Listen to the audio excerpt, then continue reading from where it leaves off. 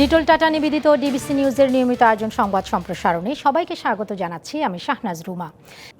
সংবাদ সম্প্রসারণে আজকে আমার সঙ্গে অতিথি হিসেবে যুক্ত আছেন জাতীয় প্রেস ক্লাবের সাবেক সভাপতি রাজউদ্দিন আহমেদ এবং যুক্ত আছেন ঢাকা বিশ্ববিদ্যালয়ের সাবেক উপাচার্য এবং বাসস পরিচালনা বোর্ডের চেয়ারম্যান অধ্যাপক ডক্টর আরিফিন সিদ্দিক।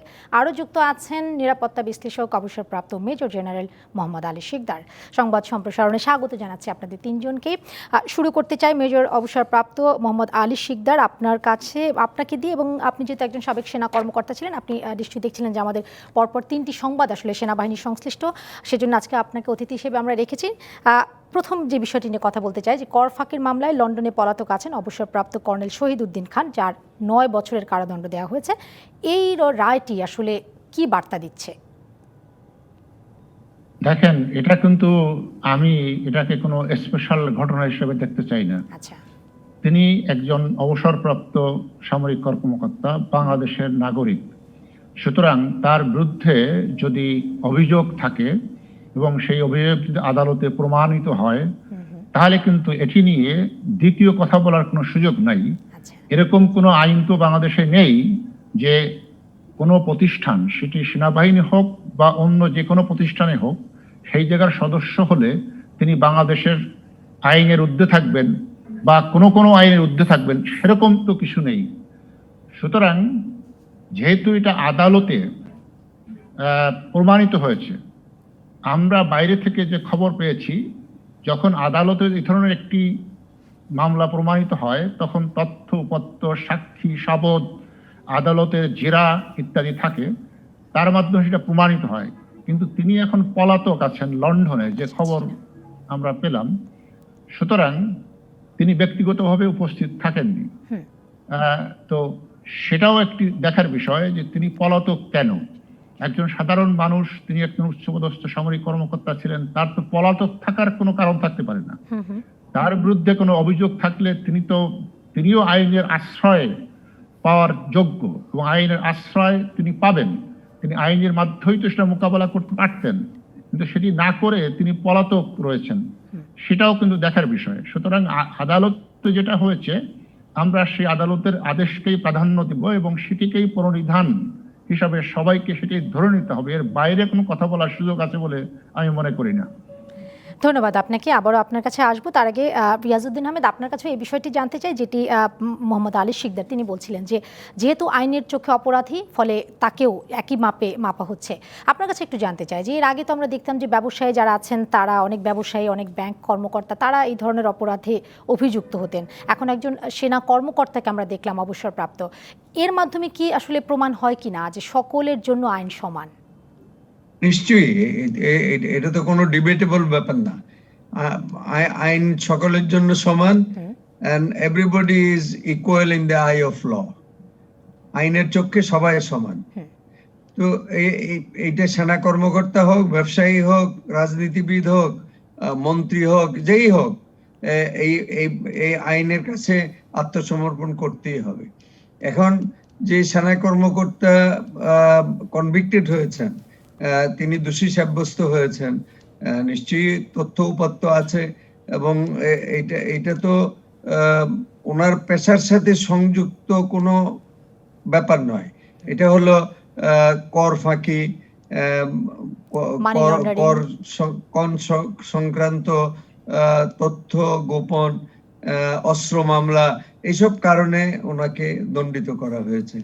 তো আমি মনে করি এইটা ভালো। আইনের চোখে, আপনি যেটা বললেন, আইনের চোখে সবাই সমান। সেনা কর্মকর্তা বলে পার পেয়ে যাবে এমন ঘটনা না, এবং এই বার্তাটি সর্ব জায়গায় পৌঁছবে আশা করি, এবং সবাই সাবধান হবে যে কেউ কোনো তার পেশার বা তার ব্যবসার বাণিজ্যের কোনো কিছুর তিনি প্রোটেকশন পাবেন না। তাকে আইন মোকাবেলা করেই বাঁচে থাকতে হবে। জি, অধ্যাপক আরিফিন সিদ্দিক, আপনার কাছে একই বিষয় জানতে চাই যে যারা এখন এরকম অপরাধ করছে কিংবা তথ্য গোপন করছে, সেটি কর ফাঁকির হোক, সেটি অর্থ পাচারের হোক, তাদের জন্য আসলে কি বার্তা দিচ্ছে এই আজকের এই মেসেজটি? ধন্যবাদ আপনাকে। আমার মনে হয় যে আমাদের দুজন সহ-আলোচক রিয়াজ ভাই এবং শিকদার ভাই যে কথাগুলো বললেন, তার সূত্র ধরেই বলা যায় যে একটা দেশের যে প্রচলিত আইন কানুন আছে, কর ফাঁকি দিলে কি শাস্তি, সেগুলোর আইন আছে, সেই আইন অনুযায়ী শাস্তি হবে। এবং সেই শাস্তি দেওয়ার অর্থটা কি? অন্যদেরকেও এই বার্তাই দেয়া, যাতে আপনারা এই আইন অমান্য করে কর ফাঁকি দেবেন না, বিদেশে টাকা পাচার করবেন না। আমরা তো প্রতিনিয়তই দেখতে পাচ্ছি পত্রপত্রিকায় যে এই কর ফাঁকি দেওয়ার খবরের সাথে সাথে অর্থের বিরাট আপনার সম্পদের পাহাড় করা এবং সেই পাহাড়টাকে বিদেশে পাচার করা। এই যে কানাডাতে বেগমপাড়ার ঘটনা, অন্যান্য দেশে প্রাসাদের মতো বাড়িঘর কেনা, সেকেন্ড হোম তৈরি করা, এগুলোর অর্থ কোথা থেকে আসছে, কিভাবে যাচ্ছে, এরা কি সঠিকভাবে কর দিয়ে টাকা পাঠাচ্ছেন কিনা, এই বিষয়গুলো তো দেখা দরকার আছে। আমার মনে হয় যে এটা নিশ্চয়ই বার্তা দেবে এবং আমরা প্রত্যাশা করব যে দুর্নীতি দমন কমিশন সহ অন্যান্য আরো সংশ্লিষ্ট যে সংস্থাগুলো আছে তারা এই বিষয়গুলো দেখবে। কারণ কিছুদিন আগেই কিন্তু আমাদের মাননীয় পররাষ্ট্রমন্ত্রী বললেন যে বিদেশে যে আপনার বেগমপাড়াতে বা অন্যান্য জায়গায় যে বাড়ি ঘর করা হয়েছে তার একটা বড় সংখ্যক মানুষ আমলা। এখন সেই আমলা বেসামরিক আমলা হোক, সামরিক আমলা হোক, রাজনীতিবিদ হোক, ব্যবসায়ী হোক, যারাই হোক, এই সুযোগটা কিভাবে পাচ্ছে? স্বাধীন বাংলাদেশের বিভিন্ন সুযোগ সুবিধা পেয়ে কিন্তু তারা তাদের এই সম্পদের পাহাড় করেছে। তো তাতে কি সাধারণ মানুষের কিছু পাওনা নাই? আপনার এই করটা কিসের জন্য নেওয়া হয়? সাধারণ মানুষের ভাগ্যের উন্নয়নে। সেই করটা পর্যন্ত তারা যদি না দেন, এটার তো শাস্তি হওয়া খুবই স্বাভাবিক এবং সেই শাস্তি যত দ্রুত হয়। কারণ আপনার বহু মানুষ আছে এইভাবে কর ফাঁকি দিয়ে টাকা পাচার করে বিদেশে বেশ স্বাচ্ছন্দ্যে আছে। আমরা কয়েকদিন আগেও তো ওই যে পিকে হালদারের নাম শুনছি, তার ব্যাপারে আজকেও দেখলাম যে সংবাদ শিরোনামে ছিল। এই বিষয়গুলো যাতে অতি দ্রুততার সাথে ব্যবস্থা নেওয়া যায় সেটাই সাধারণ মানুষ প্রত্যাশা করে, আমরাও সেটি প্রত্যাশা করি। নিশ্চয়ই। আরেকটি শিরোনাম আছে, সেটি নিয়েও আপনাদের বিশ্লেষণ শুনতে চাই। সেটি হচ্ছে গুজব ছড়িয়ে সেনাবাহিনীকে বিভ্রান্ত করার চেষ্টা চলছে। আজকে সেনাপ্রধান এরকম একটি বক্তব্য দিয়েছেন। জনাব মোহাম্মদ আলী শিকদার, আপনি যদি এই বিষয়টা একটু বলতেন যে এই যে গুজব ছড়িয়ে সেনাবাহিনীর মধ্যে বিভ্রান্ত করার চেষ্টা করছে, যেই মাধ্যমকে তারা ব্যবহার করছে সেই মাধ্যমটিকে বন্ধ করার ক্ষেত্রে কি করণীয় আছে, এবং এটিও যদি বলতেন যে যাদেরকে আসলে বিভ্রান্ত করার চেষ্টা চলছে সেনাবাহিনীর মধ্যে যারা কর্মরত আছেন, সেনাবাহিনীতে যারা কর্মরত আছেন, তাদের আসলে এক্ষেত্রে কি করণীয় আছে? প্রথম কথাটা হলো যে এই যে গুজব, এই গুজবটা সাধারণত কিন্তু সামাজিক মাধ্যমেই বেশি করে ছড়ানো হয়, সেটি আমরা দেখে আসছি। তো এইটা কিন্তু বাংলাদেশে নতুন ঘটনা নয়। বিগত সময় কিন্তু আমরা দেখেছি যে সেনাবাহিনীকে নিয়ে রাজনীতিও করা হয়েছে। আমরা তো 1975 সালের পরে দেখেছি দুইজন সামরিক শাসক একেবারে সেনা পোশাক পরে চাকরিরত অবস্থায় বাংলাদেশের সমস্ত আইন কানুন ভঙ্গ করে, সেনা আইন ভঙ্গ করে রাজনীতি করেছেন। এবং তারপরে ধারাবাহিকতায় কিন্তু বিভিন্ন সময় এই ধরনের গুজব ছড়িয়ে সেনাবাহিনীকে বিভ্রান্ত করার চেষ্টা করা হয়েছে, সেনাবাহিনীকে রাজনীতির মধ্যে আনার চেষ্টা করা হয়েছে। সুতরাং বাংলাদেশে এখন যে কিছু পরিস্থিতি আমরা দেখছি, ধর্মান্ধ উগ্রবাদী জঙ্গি গোষ্ঠী যেটা ধর্ম নয় সেটাকে ধর্ম বলে, সেই ধর্মকে রাজনীতির মধ্যে এনে যে সমস্ত কথাবার্তা বলছেন, সেটা তো আসলে ধর্ম নয়, এটিও দুর্বিসন্ধি এবং রাজনীতি। সুতরাং এই রাজনীতি যে দুর্বিসন্ধির রাজনীতি, সেটি সার্বিক আঙ্গিকে সবসময় আমরা দেখেছি যখন এরকম একটি পরিস্থিতি বা কোনো পক্ষ থেকে চেষ্টা করা হয় তখন সেনাবাহিনীকে বিভ্রান্ত করার চেষ্টা করা হয়। সুতরাং সেরকম ঘটনা সেনাবাহিনী প্রধান যখন বলেছেন, নিশ্চয়ই তিনি জানেন, হয়তো তার কাছে তথ্য আছে যে চেষ্টা হচ্ছে, সবকিছু হয়তো আমাদের কাছে জানা নেই। তবে মাঝে মধ্যে কিন্তু আমরা দু একটা সোশ্যাল মিডিয়ায়, ইউটিউবে দেখেছি, এবং সেখানে বাইরের যেমন বেসামরিক ব্যক্তি আছেন তেমন সেনাবাহিনীর অবসরপ্রাপ্ত দুই চারজন উচ্চপদস্থ কর্মকর্তা যারা অত্যন্ত গুরুত্বপূর্ণ পদে একসময় ছিলেন, তারাও কিছু কিছু বিদেশি লন্ডন, নিউ ইয়র্ক থেকে বসে কিছু লোক বাংলাদেশ থেকে পালিয়ে গেছে, যারা জামাত বিএনপির একেবারে ক্যাডার বাহিনী, যারা অস্ত্র নিয়ে মাঠে নেমেছে, আগুন দিয়েছে, জঙ্গি সন্ত্রাসে জড়িত হয়েছে কিছু সাংবাদিক নামে, এরকম কিছু ব্যক্তি লন্ডন এবং নিউ ইয়র্কে আছেন। তারা ইউটিউবে চালান, বাংলাদেশে তাদের কিছু কিছু চিহ্নিত গোষ্ঠী লোক আছে, তাদেরকে ইন্টারভিউ নেন এবং তার মধ্যে অবসরপ্রাপ্ত দু একজন সিনিয়র সামরিক কর্মকর্তা ইদানিং আমরা দেখেছি। সুতরাং এইগুলো সমস্ত একেবারে উদ্দেশ্য প্রণীত এবং সার্বিকভাবে বাংলাদেশকে অস্থিতিশীল করা এবং সরকারের বিরুদ্ধে একটা ষড়যন্ত্র সার্বিক অংশবিশেষ।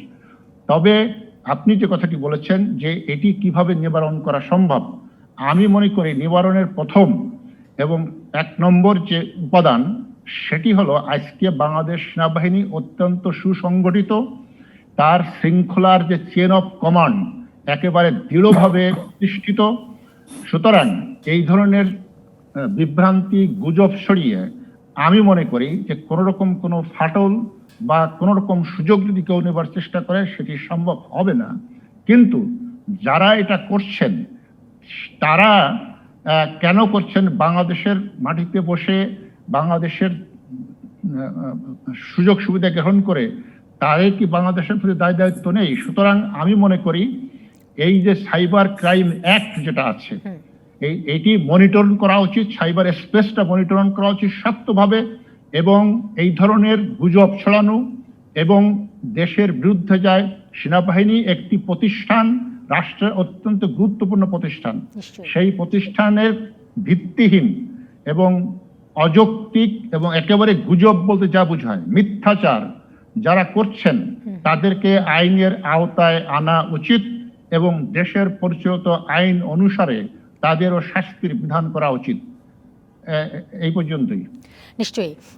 রিয়াজউদ্দিন আহমেদ, আপনি যদি বলতেন মানে যাদের উদ্দেশ্যে এই গুজবটি ছড়ানো হচ্ছে, অর্থাৎ যারা সেনাবাহিনীতে কর্মরত আছেন তাদেরকে বিভ্রান্ত করার কথা আজকে সেনাপ্রধান বলছেন যে সেই চেষ্টাটি চলছে, তাহলে যারা এই বাহিনীতে এখন কর্মরত আছেন তাদের কি বার্তা বা তারা কি করবে এই সময়? তারা কি করবে? তারা শুনবে, দেখবে, বিবেচনা প্রসূত সিদ্ধান্ত নেবে। এটা তো আর আমাদের এখান থেকে বলার কিছু নেই।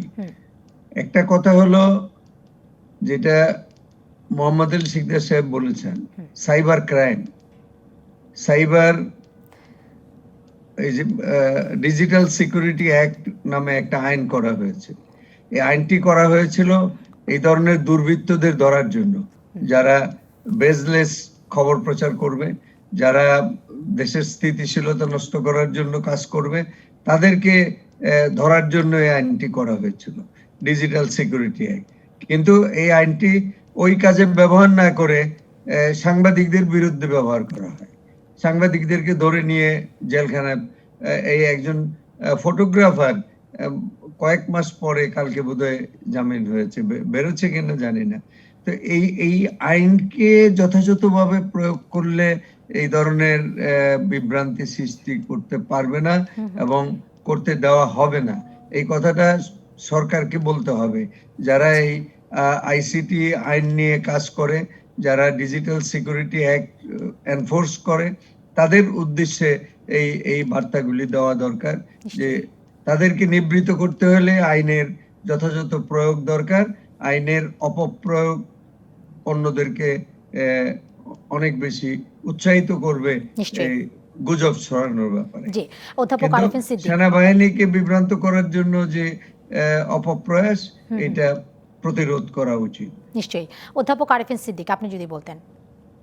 না, আমার মনে হয় যে দেখেন, তথ্য প্রযুক্তির যে সম্প্রসারণ ঘটেছে বিশ্বব্যাপী, তাতে কিন্তু এই গুজব, প্রপাগান্ডা, অপপ্রচার, অপতথ্য প্রচার এগুলোর মাত্রা অনেক বেড়ে গেছে। এটা আমরা প্রতিদিনই দেখতে পাচ্ছি।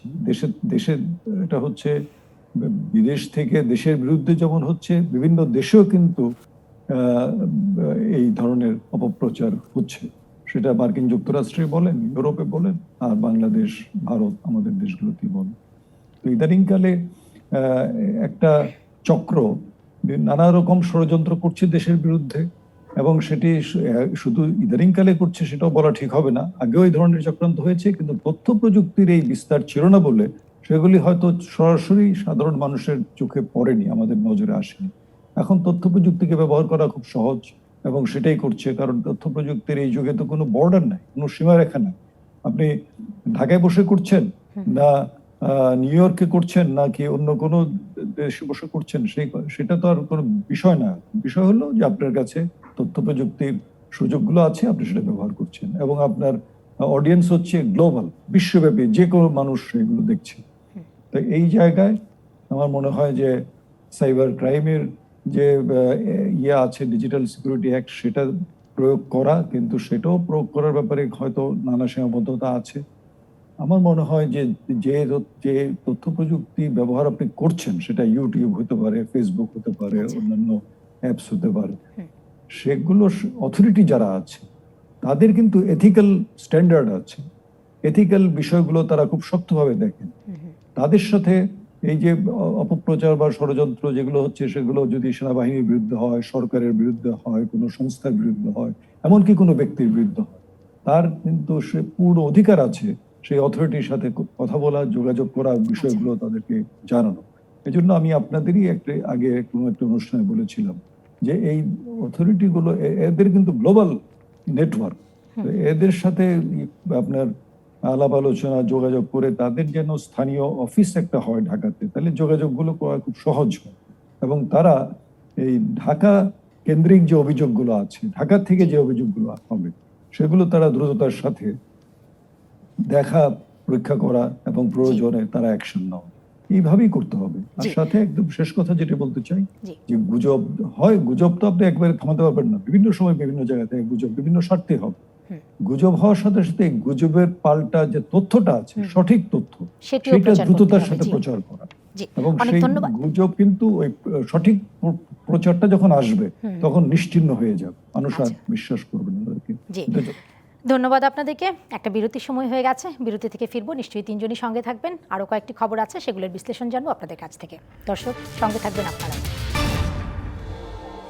বিরতির পরে আবারও স্বাগত নিটোল টাটা নিবেদিত সংবাদ সম্প্রসারণে। সাথে যুক্ত আছেন রিয়াজউদ্দিন আহমেদ, যুক্ত আছেন অধ্যাপক ডক্টর মোশা আরিফিন সিদ্দিক, এবং আরও যুক্ত আছেন নিরাপত্তা বিশ্লেষক অবসরপ্রাপ্ত মেজর জেনারেল মোহাম্মদ আলী শিকদার। স্বাগত জানাচ্ছি আবারও তিনজনকে আমাদের সংবাদ সম্প্রসারণে। এ পর্যায়ে আমরা কথা বলতে চাই আরও একটি খবর, যেটি জানাচ্ছিলাম কিছুক্ষণ আগেই। আজকে বিমান বাহিনীর রাষ্ট্রপতি কুচকাওয়াজ অনুষ্ঠিত হলো, যেখানে প্রধানমন্ত্রী অনেকগুলো কথা বলেছেন নতুন যারা কমিশন পেলেন তাদের উদ্দেশ্যে। আকাশ সীমাকে সমুন্নত রাখার জন্য, নিরাপদ রাখার জন্য তিনি নির্দেশনা দিয়েছেন। সেখানে একটি কথা তিনি বলেছেন যে ভবিষ্যতে দেশে যুদ্ধ বিমান তৈরি হবে। কিছুদিন আগে নৌবাহিনীর একটি অনুষ্ঠানে তিনি বলেছেন যে নেভাল শিপ তৈরি করা হবে বাংলাদেশে, এবং সেই জাহাজ দেশের বাইরেও রপ্তানি করা যাবে। আজকে আবার তিনি বলছেন যে যুদ্ধ বিমান তৈরি করার সক্ষমতা আছে বাংলাদেশের, এবং ভবিষ্যতে সেটি তৈরিও হবে। মোহাম্মদ আলী শিকদার, আপনি যদি এই বিষয়টাই বলতেন। আবার ধন্যবাদ আপনাকে। দেখেন, এই কথার সূত্র ধরে আমি আরেকটি কথা বলতে চাই, সেটি হলো মাননীয় প্রধানমন্ত্রী কিছুদিন আগে আরেকটি এরকম অনুষ্ঠানে বলেছিলেন স্পষ্টভাবে যে আমরা বাংলাদেশ যুদ্ধ চাই না, তবে আক্রান্ত হলে সেটি প্রতিহত করার জন্য আমাদের সক্ষমতা থাকতে হবে। সুতরাং আজকে বাংলাদেশ কিন্তু আর তলাবিহীন ঝুড়ি নয়।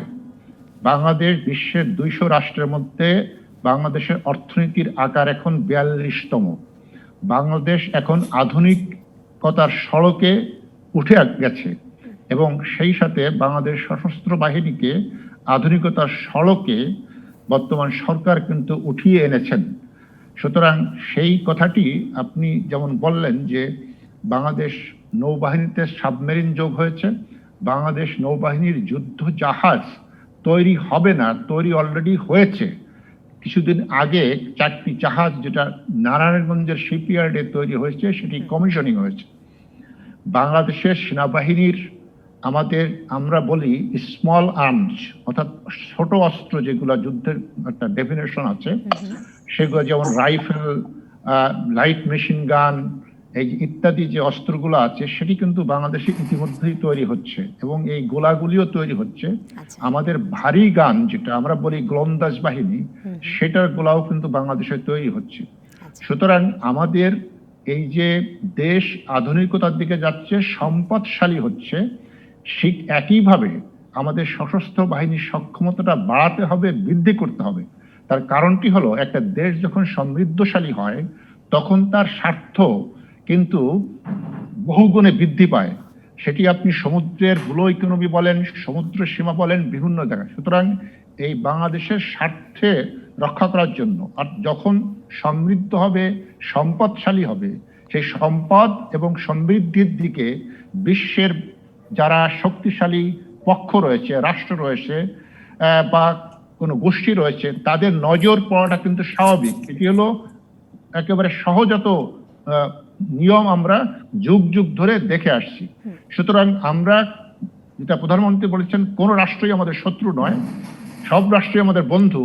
কিন্তু যেহেতু আমাদের সম্পদ বৃদ্ধি পাচ্ছে, আমরা আধুনিক রাষ্ট্র হচ্ছি, যে কোনো কেউ যাতে কোনোভাবে আমাদের উপর কোন রকম আমাদের স্বার্থের হানিকর হয় এরকম কোনো কাজ করতে উদ্যত না হয়, সেজন্য সেই সক্ষমতা অর্জন করার জন্য আমাদের সেনাবাহিনীকে সেই সক্ষমতার অর্জন করতে হবে, যেটি আমরা নির্ধারণ করা হয়েছে বাংলাদেশ যে 2030 সালের মধ্যে বাংলাদেশ একটি জায়গায় যাবে, 2041 সালের মধ্যে বাংলাদেশ উন্নত রাষ্ট্র হবে।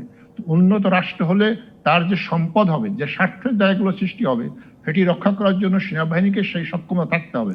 সেটি যদি থাকতে হয়, সেটি কিন্তু আমাদের এই অস্ত্র সরঞ্জামাদি, সেটি যেটাই বলেন আপনি, যুদ্ধ বিমান বলেন বা জাহাজ বলেন বা কামান বলেন ইত্যাদি, এটি কিন্তু সবসময় যদি আমরা বিদেশের উপর নির্ভরশীল থাকি, তাহলে কিন্তু সংকটের সময় সেটি কিন্তু আমরা সবসময় সেইটার উপর নির্ভরশীল থাকা যাবে না।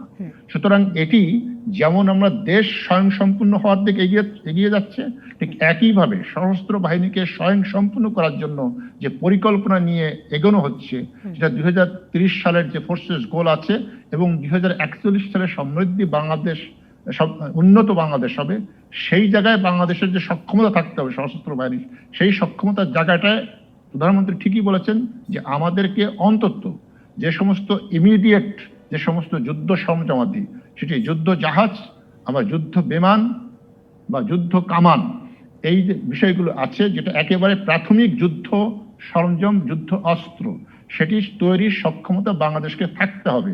কারণ কখন কারা আমাদের সাথে শত্রুতা হবে সেটা কিন্তু আমরা বলতে পারছি না। আমরা শত্রুতা করতে চাই না, বন্ধুত্ব রাখতে চাই, কিন্তু কারা হবে সেটা বলা যায় না।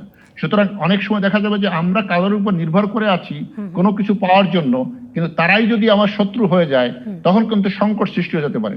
সুতরাং সুতরাং আমাদের এই সক্ষমতা অর্জন আস্তে আস্তে করতে হবে, সেটি বলেছেন প্রধানমন্ত্রী। অধ্যাপক আরেফিন সিদ্দিক। মাননীয় প্রধানমন্ত্রীর যে দূরদর্শী চিন্তা ভাবনা, সেটাই প্রকাশ পেয়েছে। উনি কিন্তু 2021 রূপকল্প, 2041 রূপকল্প, 2100 সালের বদ্বীপ পরিকল্পনা, এগুলো অনেক আগেই ঘোষণা করেছেন। আমরা আর 2 দিন পরেই কিন্তু 2021 যাচ্ছি। এই 2020 থেকে 21 যাওয়ার সময় নিশ্চয়ই আমরা 41-এর দিকে এখন এগিয়ে যাব।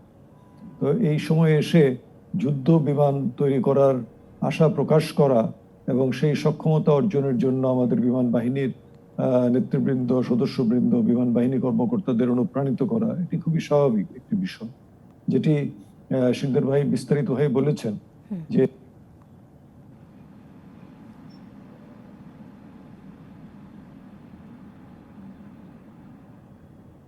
দেওয়া, একটা উৎসাহ দেওয়া, উদ্দীপনা দেয়া, এটি নেতৃত্বের কাজ। সেই কাজটি মাননীয় প্রধানমন্ত্রী করে চলেছে।